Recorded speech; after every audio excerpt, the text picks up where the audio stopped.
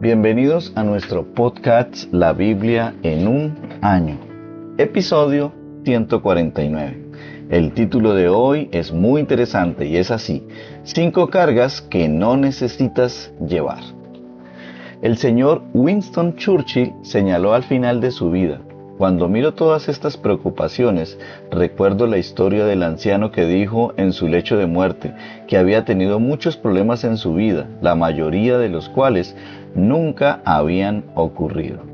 Churchill hablaba de la carga de las preocupaciones que nunca se materializan. Sin embargo, hay muchos tipos de cargas diferentes en la vida y algunas de ellas son muy reales. Jesús invitó: vengan a mí todos ustedes que están cansados y agobiados, y yo les daré descanso. Carguen con mi yugo y aprendan de mí. Encontrarán descanso para su alma, porque mi yugo es suave y mi carga es liviana. Eso lo encontramos en Mateo capítulo 11, versículos desde el 28 hasta el 30. Un yugo es algo que Jesús tuvo que haber fabricado en su carpintería. Es un marco de madera que une dos animales, generalmente bueyes, por el cuello, permitiéndoles tirar de un arado o de un carro juntos. La función del yugo es hacer la carga más fácil de llevar. Me encanta la forma en que Peterson traduce este pasaje en la versión bíblica en inglés, El Mensaje. La traducción es así: ¿estás cansado, rendido? ¿Estás quemado con la religión? Ven a mí. Escápate conmigo y recuperarás tu vida. Te mostraré cómo tomar un verdadero descanso. Camina conmigo y trabaja conmigo. Mira cómo lo hago. Aprende los ritmos no forzados de la gracia. No pondré nada pesado o mal ajustado sobre ti. Acompáñame y aprenderás a vivir libre y ligero. Esa es en la versión en inglés de Message, en español El Mensaje. Bueno, quiero invitarte ahora a que hagamos una lectura. Vamos a leer Salmos capítulo 68. Vamos a leer desde el versículo 15 hasta el versículo 20 y hoy leeremos en la Nueva Traducción Viviente, con sus siglas en español NTV. Las montañas de Basán son majestuosas, son muchas cumbres altas que llegan al cielo, oh montañas empinadas. ¿Por qué miran con envidia al monte Sión, donde Dios decidió vivir, donde el Señor vivirá para siempre, rodeado de incontables millares de carros de guerra? El Señor llegó del monte Sinaí y entró en su santuario. Cuando ascendiste a las alturas, llevaste una multitud de cautivos, recibiste regalos de la gente, incluso de quienes se rebelaron contra ti. Ahora el Señor Dios vivirá allí, en medio de nosotros. Alaben al Señor, alaben a Dios nuestro Salvador, pues cada día nos lleva en sus brazos. Nuestro Dios es un Dios que salva. El Señor soberano nos rescata de la muerte. Wow, esto es mucho el mensaje de hoy. Bueno, el primer punto de las 5 cargas que no necesitas llevar, es decir, la primer carga que no necesitas llevar es la preocupación. Como manifestó Corrie ten Boom, la preocupación no vacía el mañana de su tristeza, vacía el hoy de su fuerza. David alaba a nuestro Dios y Salvador, que día tras día nos sobrelleva nuestras cargas. Las cargas aquí descritas pueden incluir muchas cosas. Una de las cargas que Dios soporta por nosotros diariamente es el peso de la preocupación, el estrés y la ansiedad. Por lo tanto, no te preocupes, descansa en el Señor. En su libro Afluenza, el psicólogo Oliver James señala que casi una cuarta parte de Gran Bretaña sufre graves problemas emocionales como la depresión y la ansiedad, y la otra cuarta parte está al borde de padecerlos. Dicho sin rodeos, la mitad de nosotros andamos por mal camino. Recientemente se demostró que aquellos que ganan más de 50.000 euros son los más propensos a la depresión, la ansiedad y la ansiedad. Los que ganan menos no son propensos a eso. Cada día puedes confiarle a Dios tus preocupaciones y ansiedades. Eso hace todo una gran diferencia. Él lleva diariamente tus cargas. Por eso quiero invitarte para que hagamos una oración. Gracias, Señor, porque hoy puedo venir a ti, traerte todas mis cargas, preocupaciones y ansiedades. Y en este momento, entréguele usted que está escuchando este podcast esas cargas, esas preocupaciones y esas ansiedades. De manera personal, Señor, yo entrego la preocupación que tengo por mi país, por el mal presidente que tenemos, y te pido que por favor pueda yo descansar en ti. Gracias, Señor. Amén. La segunda preocupación, o mejor aún, la segunda carga que no necesitas llevar, la primera fue la preocupación, la segunda carga que no necesitas llevar es el fracaso. Sí, vamos a leer entonces San Juan capítulo 18, vamos a leer versículos 25, 26 y 27. Continuamos con la Nueva Traducción Viviente. Recuerda que sus siglas en español son la NTV. Mientras tanto, como Simón Pedro seguía de pie junto a la fogata calentándose, volvieron a preguntarle: ¿no eres tú también uno de sus discípulos? No lo soy, negó Pedro, pero uno de los esclavos del sumo sacerdote, pariente del hombre al que Pedro le había cortado la oreja, preguntó: ¿no te vi en el huerto de los olivos con Jesús? Una vez más Pedro lo negó y enseguida cantó un gallo. Wow. En estos versículos vemos que le preguntan al gran apóstol Pedro: ¿no eres tú también uno de sus discípulos? ¿Y cuál es su respuesta? Él lo negó. No lo soy, dijo. Esta es su segunda negación. La tercera vez Pedro fue desafiado y negó conocer a Jesús. En aquel momento un gallo comenzó a cantar, exactamente como el Señor Jesús lo había predicho. Como la mayoría de nosotros hacemos de vez en cuando, Pedro se dio cuenta de que le había fallado al Señor Jesús. Una sensación de fracaso puede ser una gran carga. Este pasaje no es el final de la historia de Pedro. Después de la resurrección de Jesús, Jesús fue a él, lo restituyó, lo perdonó por aquel fracaso y lo volvió a enviar una vez más a cumplir la gran comisión. Con Jesús, el fracaso nunca es definitivo. Aunque Pedro le falló, Jesús tomó la carga de su fracaso, lo perdonó, lo restituyó y lo usó poderosamente como a ningún otro en la historia de la humanidad. Y eso mismo puede pasar contigo. Si tal vez le has fallado al Señor y tienes un sentimiento de fracaso, quiero decirte que el Señor hoy quiere perdonarte, quiere tomar tu carga, quiere restituirte y quiere usarte poderosamente. La tercer carga que no necesitas llevar es la carga de la injusticia. Vamos a leer ahí mismo en San Juan 18, desde el versículo 28 hasta el 38. El juicio de Jesús ante Caifás terminó cerca del amanecer. De allí lo llevaron a la residencia oficial del gobernador romano. Sus acusadores no entraron porque de haberlo hecho se habrían contaminado y no hubieran podido celebrar la Pascua. Por eso Pilato, el gobernador, salió a donde estaban ellos y les preguntó: ¿qué cargos tienen contra este hombre? No te lo habríamos entregado si no fuera un criminal, replicaron. Entonces, llévenselo y júzguenlo de acuerdo con la ley de ustedes, les dijo Pilato. Solo los romanos tienen derecho a ejecutar a una persona, respondieron los líderes judíos. Con eso se cumplió la predicción de Jesús acerca de la forma en que iba a morir. Entonces Pilato volvió a entrar en su residencia y pidió que le trajeran a Jesús. ¿Eres tú el rey de los judíos?, le preguntó. Jesús contestó: ¿Las preguntas por tu propia cuenta o porque otros te hablaron de mí? ¿Acaso yo soy judío?, replicó Pilato. Tu propio pueblo y sus principales sacerdotes te trajeron a mí para que yo te juzgue. ¿Por qué? ¿Qué has hecho? Jesús contestó: mi reino no es un reino terrenal.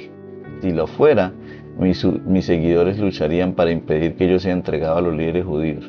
Pero mi reino no es de este mundo. Pilato le dijo: ¿entonces eres un rey? Tú dices que soy un rey, contestó Jesús. En realidad yo nací y vine al mundo para dar testimonio de la verdad. Todos los que aman la verdad reconocen que lo que digo es cierto. ¿Qué es la verdad?, preguntó Pilato. Entonces salió de nuevo a donde estaba el pueblo y dijo: este hombre no es culpable de ningún delito. En este pasaje vemos que una de las muchas cosas que Jesús tuvo que soportar fue un juicio totalmente injusto. Cuando Pilato le preguntó de qué delito acusan a este hombre, le respondieron: si no fuera un malhechor, no te lo habríamos entregado. Uno de los principios básicos de la mayoría de los sistemas de justicia es que la acusación debe ser probar el caso contra el acusado. Los acusadores de Jesús trataron de socavar este principio invirtiendo una de las presunciones básicas de todo sistema judicial que todo sistema judicial necesita superar: la suposición de que si una persona está siendo juzgada es porque es culpable. Pilato intentó injustamente invertir la carga de la prueba. Pilato también le negó injustamente a Jesús el derecho al silencio. Le preguntó: ¿qué has hecho?, tratando de hacer que Jesús se condenara a sí mismo con sus propias palabras. Jesús dice que vino al mundo para dar testimonio de la verdad, a lo cual Pilato respondió: ¿y qué es la verdad? Es casi como si Pilato estuviera cuestionando, como se hace en nuestra sociedad posmoderna, si existe tal cosa llamada verdad, es decir, la verdad absoluta. Sin embargo, Pilato se encuentra cara a cara con la verdad, es decir, con Jesucristo, quien sufrió un juicio injusto y, peor aún, la pena injusta de la crucifixión y la muerte. Y eso Él lo hizo por ti y por mí, porque te recuerdo que los que debíamos morir por nuestros pecados éramos nosotros. Sí, como lo oyes, eres tú y soy yo.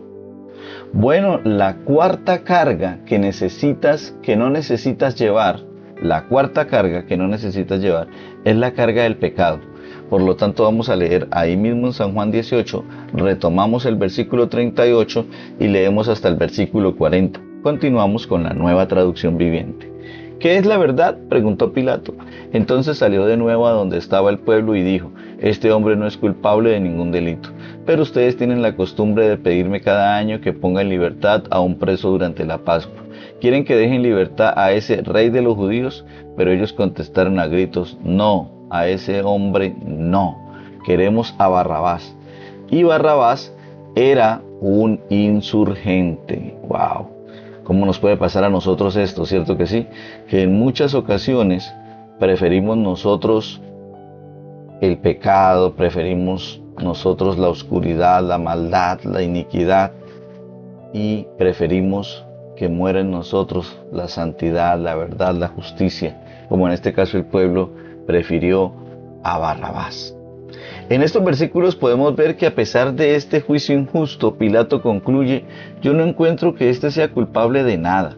Jesús es completamente inocente y Pilato quiere liberarlo, pero la multitud grita: no, a ese hombre no, queremos a Barrabás libre. Barrabás era un bandido, era un hombre que se había levantado muchas veces contra el imperio romano. Jesús es el verdadero inocente, y el inocente es condenado a la crucifixión, mientras que Barrabás, el pecador, es liberado. Este simbolismo es muy claro. En la cruz, Jesús, el inocente, murió para que nosotros, tú y yo, los pecadores, nosotros representamos a Barrabás, los cuales fuimos libres. Nosotros fuimos perdonados, y el que sufrió nuestra muerte fue el Señor Jesús, para que nosotros pudiéramos ser liberados. Él soportó la carga de nuestro pecado. Quiero invitarte para que hagamos una oración allí donde estás. Bendito sea el Señor, nuestro Dios y Salvador. Nuestro Dios es un Dios que salva. El Señor soberano nos libra de la muerte. Señor, quiero darte gracias por tomar mi lugar allí en la cruz del Calvario. Yo reconozco públicamente que la paga del pecado es muerte y que en mí, Señor, yo debiera morir. Gracias por tomar mi lugar, perdonarme, Señor, en el nombre de Jesús. Bueno, ahora quiero invitarte para que hagamos otra lectura y vamos al primer libro de Samuel, capítulo 24. Continuamos con la Nueva Traducción Viviente. Después de que Saúl regresó de pelear contra los filisteos, se le informó que David se había ido al desierto de Engadi. Entonces Saúl escogió a 3,000 soldados selectos de todo Israel y fue en busca de David y de sus hombres, cerca de los peñascos de las cabras salvajes, en un lugar donde el camino pasaba por algunos rediles. Saúl entró en una cueva para hacer sus necesidades, pero resultó que David y sus hombres estaban escondidos más adentro de esa misma cueva. Ahora es tu oportunidad. Los hombres Le susurraron a David: hoy el Señor te dice, te aseguro que pondré a tu enemigo en tu poder para que hagas con él lo que desees. Entonces David se acercó sigilosamente, cortó un pedazo del borde del manto de Saúl, pero comenzó a remorderle la conciencia por haber cortado el manto de Saúl, y le dijo a sus hombres: que el Señor me libre de hacer tal cosa a mi señor el rey. No debo atacar al ungido del Señor, porque el Señor mismo lo ha elegido. Entonces David contuvo a sus hombres y no les permitió que mataran a Saúl. Después de que Saúl saliera de la cueva para seguir su camino, David salió y le gritó: mi señor el rey. Cuando Saúl miró hacia atrás, David se inclinó hasta el suelo delante del rey. Entonces le gritó a Saúl: ¿por qué le hace caso a la gente que dice que quiero hacerle daño? Este mismo día puede ver con sus propios ojos que no es verdad, pues el Señor lo puso a mi merced allí en la cueva, y algunos de mis hombres me dijeron que lo matara, pero yo le perdoné la vida, pues dije: nunca le haré daño al rey. Él es el ungido del Señor. Mire, Padre mío, lo que tengo en mi mano es un pedazo del borde de su manto. Yo lo corté, pero no lo maté. Esto prueba que no intento hacerle daño y que no he pecado contra usted, aun cuando usted me ha estado persiguiendo para matarme. Que el Señor juzgue entre nosotros. Tal vez el Señor lo castigue por lo que intenta hacer, pero yo nunca le haré daño. Como dice el antiguo proverbio, de la gente malvada provienen las malas acciones. Así que puede estar seguro de que nunca le haré daño. De todas formas, ¿a quién trata de atrapar el rey? ¿Debería pasar tiempo persiguiendo a alguien que no vale más que un perro muerto o una sola pulga? Por lo tanto, que el Señor juzgue quién de nosotros tiene la razón y que castigue al culpable. Él es mi defensor y me rescatará de su poder. Cuando David terminó de hablar, Saúl respondió: realmente eres tú, David, hijo mío. Enseguida comenzó a llorar y le dijo a David: eres mejor persona que yo, porque has devuelto bien por mal. Es cierto, has sido increíblemente bondadoso conmigo hoy, porque cuando el Señor me puso en lugar donde pudiste haberme matado, no lo hiciste. ¿Quién otro dejaría ir a su enemigo cuando lo tiene en su poder? Que el Señor te recompense bien por la bondad que hoy me has demostrado. Ahora me doy cuenta que ciertamente tú serás el rey, y que del reino de Israel prosperará bajo tu reino, bajo tu gobierno. Júrame entonces por el Señor que cuando esto suceda, no matarás a mi familia, ni destruirás a mis descendientes. Entonces David le prometió esto a Saúl con un juramento. Después Saúl volvió a su casa, pero David y sus hombres regresaron a su fortaleza. Continuamos con el capítulo 25 del primer libro de Samuel, con la Nueva Traducción Viviente. Murió Samuel y todo Israel se reunió para su funeral. Lo enterraron en su casa en Ramá. Luego David bajó al desierto de Maón. Había un hombre rico de Maón que tenía propiedades cerca de la ciudad de Carmelo. Tenía 3000 ovejas y 1000 cabras, y era tiempo de la esquila. Este hombre se llamaba Nabal, y su esposa Abigail. Era una mujer sensata y hermosa. Pero Nabal, descendiente de Caleb, era grosero y mezquino en todos sus asuntos. Cuando David se enteró de que Nabal esquilaba sus ovejas, envió a 10 de sus hombres jóvenes a Carmelo con el siguiente mensaje para Nabal: paz y prosperidad para ti, para tu familia y para todo lo que posees. Me dicen que es el tiempo de la esquila. Mientras tus pastores estuvieron entre nosotros cerca de Carmelo, nunca les hicimos daño y nunca se les robó nada. Pregunta a tus propios hombres y te dirán que es cierto.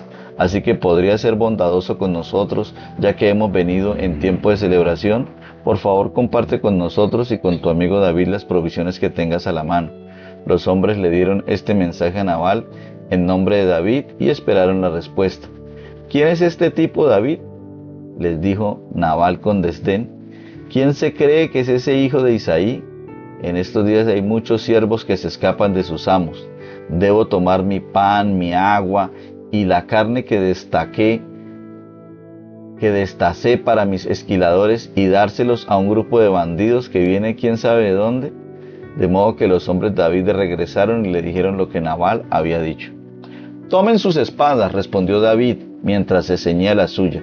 Enseguida David salió con 400 hombres, mientras 200 se quedaron cuidando las pertenencias.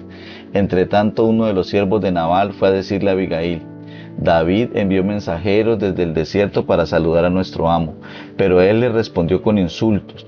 Estos hombres nos trataron muy bien y nunca sufrimos ningún daño de parte de ellos. Nada nos fue robado durante todo el tiempo que estuvieron con nosotros. De hecho, día y noche fueron como un muro de protección para nosotros y nuestras ovejas. Es necesario que usted lo sepa y decida qué hacer, porque habrá problemas para nuestro amo y toda la familia. Nabal tiene tan mal genio que no hay nadie que pueda hablarle. Sin perder tiempo, Abigail juntó 200 panes, 2 cueros llenos de vino, 5 ovejas destazadas y preparadas, 36 litros de trigo tostado y 100 racimos de pasas y 200 pasteles de higo. Lo cargó todo en burros y les dijo a sus siervos: vayan adelante y dentro de poco los seguiré. Pero no le dijo a su esposo Nabal lo que estaba haciendo. Así que montada en un burro, Abigail entraba a un barranco de la montaña cuando vio a David y a sus hombres acercándose a ella. En ese momento David decía: de nada sirvió ayudar a ese tipo. Protegimos sus rebaños en el desierto y ninguna de sus posesiones se perdió o fue robada, pero él me devolvió mal por bien. Que Dios me castigue y me mate si tan solo un hombre de su casa queda con vida mañana por la mañana. Cuando Abigail vio a David, enseguida bajó de su burro y se inclinó ante él hasta el suelo. Cayó a sus pies y les dijo: toda la culpa es mía en este asunto, mi señor. Por favor, escuche lo que tengo que decir. Sé que Nabal es un hombre perverso y de mal genio. Por favor, no le haga caso. Es un necio, como significa su nombre. Pero yo ni siquiera vi a los hombres que usted envió. Ahora, mi señor, tan cierto como el Señor vive y que usted vive, ya que el Señor impidió que usted matara y tomara venganza por su propia mano, que todos sus enemigos y los que intenten hacerle daño sean tan malditos como lo es Nabal. Aquí tengo un regalo que yo, su sierva, le he traído a usted y a sus hombres. Le ruego que me perdone si lo he ofendido en alguna manera. El Señor seguramente lo recompensará con una dinastía duradera, porque usted pelea las batallas del Señor y no ha hecho mal en toda su vida. Aun cuando lo persigan aquellos que buscan su muerte, su vida estará salvo al cuidado del Señor su Dios, segura en su bolsa de tesoros, pero la vida de sus enemigos desaparecerá como piedras lanzadas por una onda. Cuando el Señor haya hecho todo lo que prometió y lo haya hecho líder de Israel, que ésta no sea una sombra en su historial. Entonces su conciencia no tendrá que llevar la pesada carga del derramamiento de sangre y venganza innecesarios. Y cuando el Señor haya hecho estas grandes cosas para usted, por favor acuérdese de mí, su sierva. David le respondió a Abigail: alabado sea el Señor, Dios de Israel, quien hoy te ha enviado a mi encuentro. Gracias a Dios por tu buen juicio. Bendita seas, pues me has impedido matar y llevar a cabo mi venganza con mis propias manos. Juro por el Señor Dios de Israel, que me ha librado de hacerte daño, que si no te hubieres apresurado a venir a mi encuentro mañana por la mañana, ninguno de los hombres de Nabal había quedado con vida. Entonces David aceptó su regalo y le dijo: vuélvete a tu casa en paz. Escuché lo que dijiste y no mataremos a tu esposo. Cuando Abigail llegó a su casa, encontró a Nabal dando una gran fiesta digna de un rey. Estaba muy borracho, así que ella no le dijo nada sobre su encuentro con David hasta el amanecer del día siguiente. Por la mañana, cuando Nabal estaba sobrio, su esposa le contó lo que había sucedido. Como consecuencia, él tuvo un derrame cerebral y quedó paralizado en su cama como una piedra. Unos días más tarde, el Señor lo hirió y murió.